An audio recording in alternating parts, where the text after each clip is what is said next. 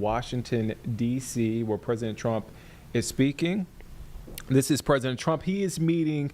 He is having a meeting with the President of the Republic of South Africa. You see him there. They have been speaking for the past 20 minutes, 30 minutes now. We saw them come up live a few minutes before we got on the show, but here it is. Let's take a listen in.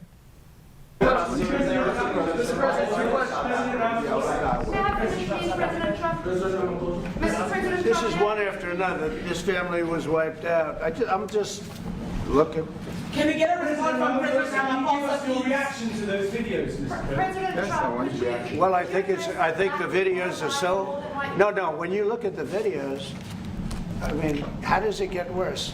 And these are people that are officials, and they're saying that kill the white farmer and take their land. That's what. And I have other friends in South Africa. I have people that left. One in particular that says you can't go there. He said they want to take your land. They take your land and they kill you. It's okay, and they say it's okay to do. Now we're going to talk about it. But this is a tremendous look. This is a story recent. Yeah. These are all people that recently got killed. Yeah. And I don't know how it can get any worse. These are.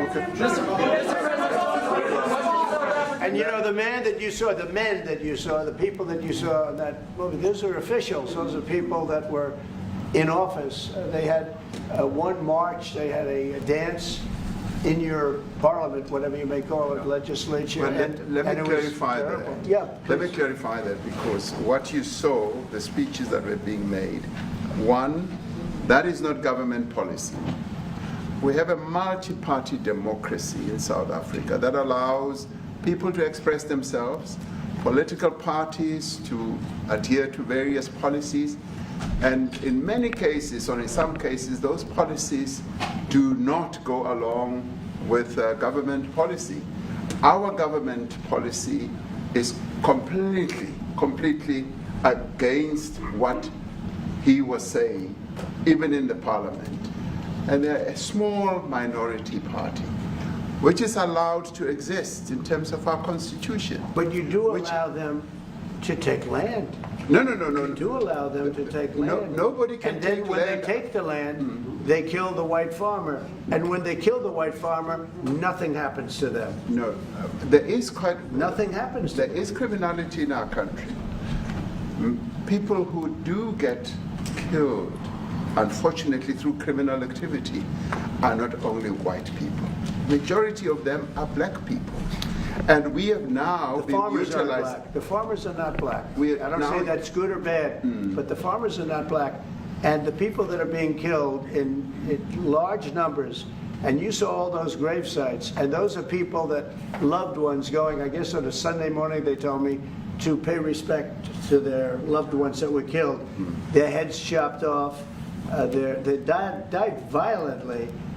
And you know, I mean, we're here to talk about it, and I didn't know we'd get involved here. But I will say this, that if the news wasn't fake, like NBC, which is fake news, totally, one of the worst, ABC, NBC, CBS, horrible. But if they weren't fake news like this jerk that we have here, if we had real reporters, they'd be covering it. But the fake news in this country doesn't talk about that. They don't want to talk about it, but now they have to talk about it. But they won't. This won't even be a subject. They'll have him talking about why did a country give a free, think of this, why did a country give an airplane to the United States Air Force? Okay, the United States, not to me, to the United States Air Force, so they could help us out, because we need an Air Force One until that's Air Force One, it's being built. 2 of them being built. But Boeing's a little bit late, unfortunately. So why did they give us a plane to the United States Air Force? That's what that idiot talks about after viewing a thing where thousands of people are dead. I'm sorry, I don't have a plane to give you. I wish you did. I'd take it. I would take it. If your country offered the United States Air Force a plane, I would take it. Okay. But coming back to this issue, which I really would like us to talk about, and talk about it very calmly. We were taught by Nelson Mandela that whenever there are problems, people need to sit down around a table and talk about them. Well, there are problems. And this is precisely what we would also like to talk about, including, of course, trade matters, investment matters. So the issues that concern you as the United States. Those are all recent. Those are all deaths. Yeah, in many ways, I mean, one should say you are a partner of South Africa, and you are raising concerns, and these are concerns that we are willing to talk to you about. Let me just add quickly, you know, the criminality that we are experiencing in our country needs quite a lot of technological capability. And in one of our areas in South Africa, we're using US technology, which is able to, in many ways, identify where shootings are happening and all that. And I'd like to talk about that because there is support that we can get from you as the United States to help us deal with all these acts of criminality. And that is what I believe partnership is all about. And we are here as a partner so that we can help each other whenever there are challenges. So I'd like us to discuss it, and of course outside of the media, so that we sit down and have a really good discussion that will lead to good outcomes. Are there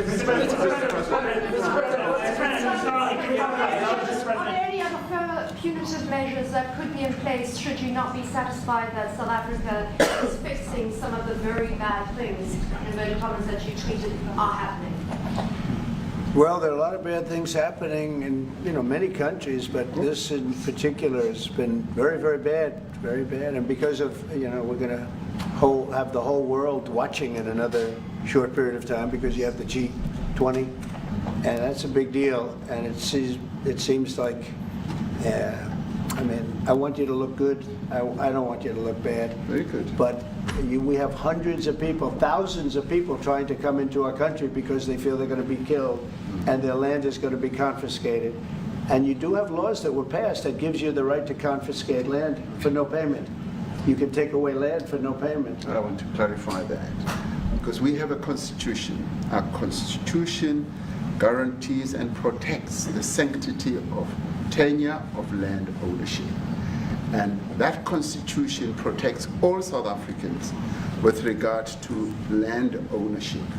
However, we do say, because we've got to deal with the past, the government, and as your government also has the right to expropriate land for public use. And you're doing that. And we've never really gotten underway with that. And we are going to be doing so. You're taking people's land away we have not. from them. We have, And those people, in many cases, are being executed. Yeah. They're being executed. And they happen to be white, and most of them happen to be farmers. Mm-hmm. And that's a tough situation. I don't know how you explain that. How do you explain that? They're taking people's land away, and in many cases, those people are being executed. And in many cases, it's not the government that's doing it. It's people that kill them and then take their land, and nothing happens to them. But we have thousands of people that want to come into our country. They're also going to Australia in a smaller number.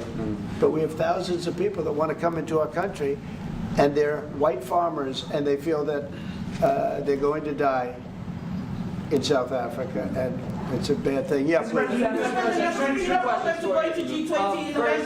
What can South Africa do? What concessions would you like to see them make to improve relations with the United States? Then I have one more for President Ramaphosa afterwards.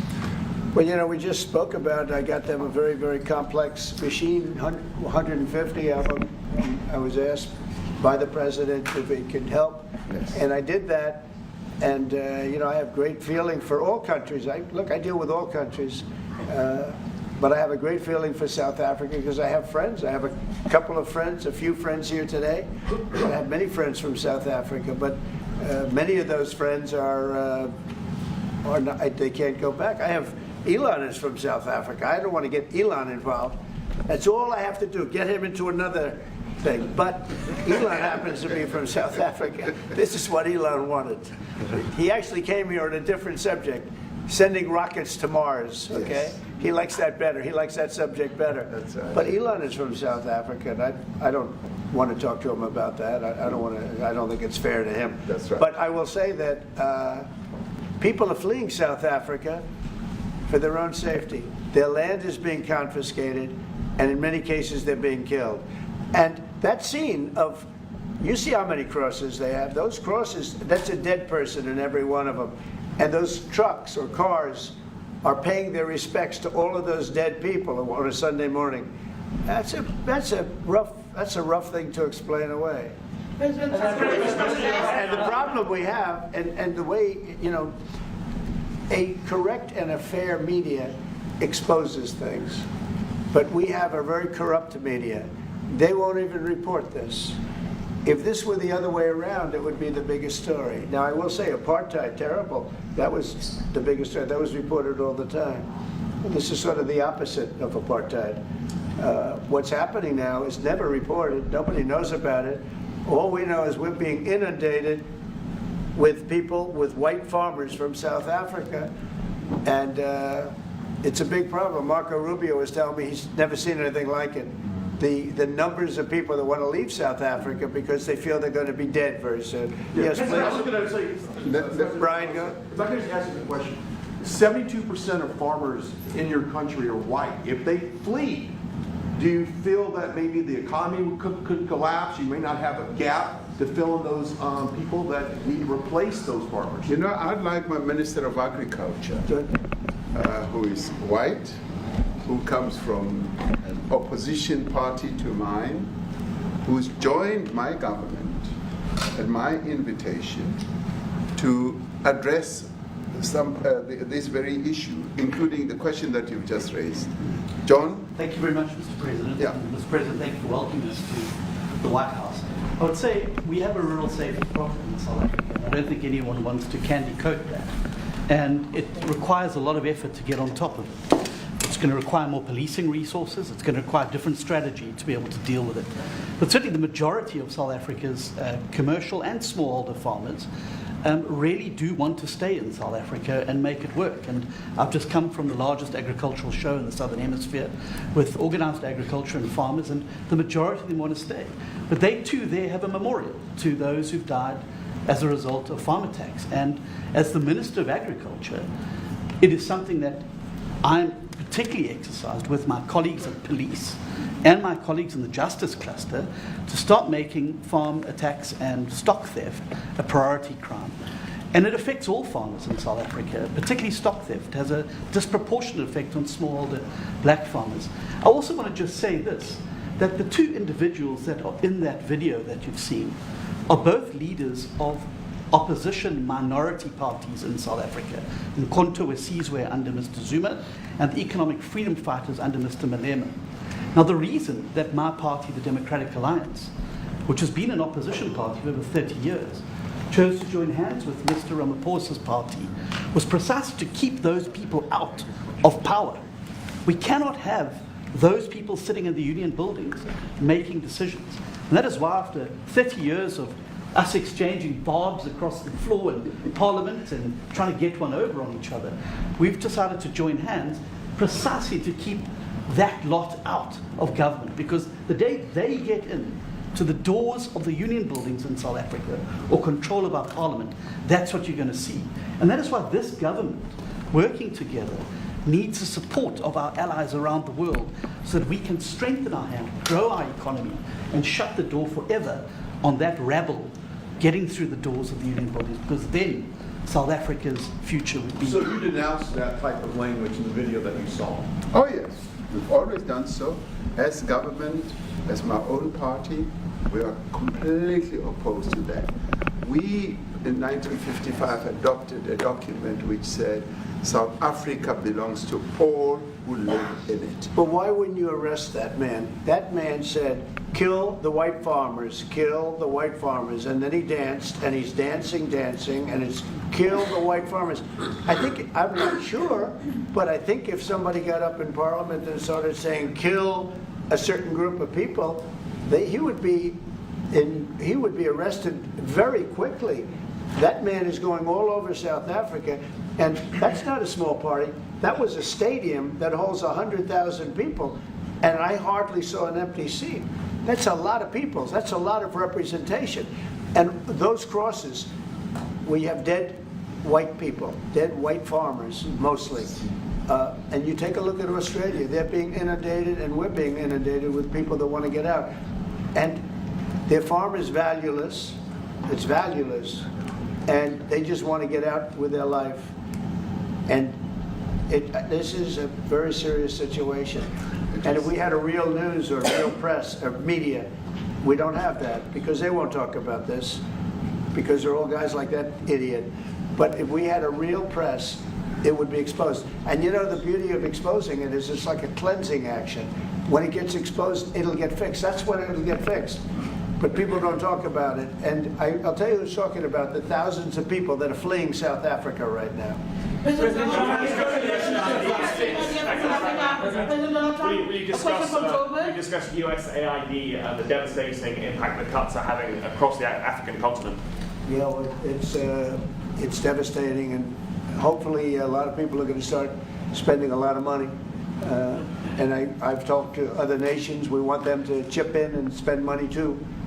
And we've spent a lot, and it's a tremendous problem going on in many countries. A lot of problems going on. The United States always gets the request for money. Nobody else helps, as you know. Europe doesn't help. Europe hasn't given anything. All they do is sue our companies. You know, they sue Apple, and they sue all of our companies. Apple had to pay $17 billion on a nonsense lawsuit.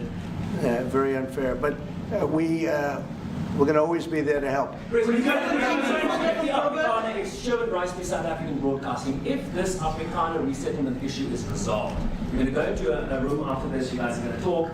If it is resolved, what is the potential for the future-looking relationship between the United States? It's got to be resolved. It should be resolved. It's a little bit bad when you see a stadium with 100,000 people in it, because that means it's more than just a little movement. It's a pretty big movement in South Africa, so it has to be resolved. It'll be the end of the country if it's not. But is there potential for the relationship moving forward? I hope so. That's why I'm here. November. I mean, I'm not here for my health. I'm here to see what it is. No, I'd like to see. I have friends. I can tell you, Ernie Els and Retief Goosen, they feel so strongly they wanted to be here on behalf of South Africa, not on behalf of me. Yes. And, you know, they said, can we be here for this? Because they love the country. Ernie, do you guys want to say a couple of words? I hate to put you in this. This is tougher than sinking a 3-footer. They have, and they've sank many 3-footers. Thank you, Mr. President. And thanks for the honor of being here. We've known each other a long time. We have spoken.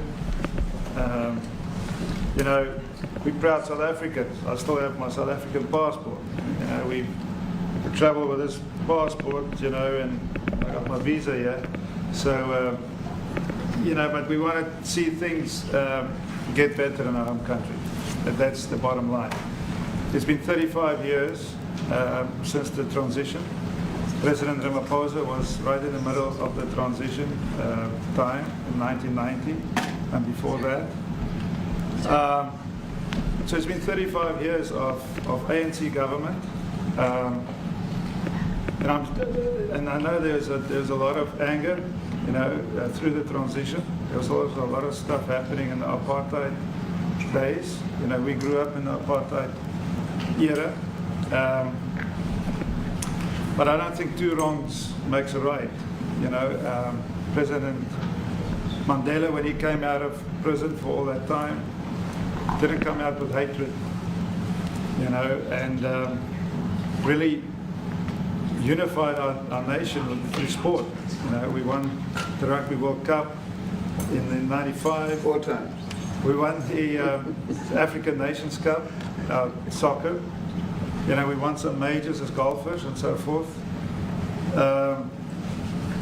So what I'm trying to say is, you know, this has been a long time coming.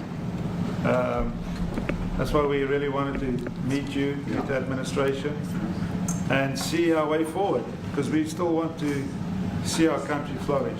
You know, we've got some great things going on. Business is getting involved with government. Farmers are getting involved in local municipalities, trying to rebuild some of the infrastructure that's been decaying for a long time. So there's a lot of existence going on and help from a lot of areas. But I feel we need the US to push this thing through. We've got a great ally if we can have the US. It's always been an ally of South Africa for a very long time. Even in the days of the war, up in Angola, you guys helped us. So very important for us to have your support and get the change we need. Boy, did you do that well. He might have done that even better than he plays golf, which is almost impossible. Johan, please.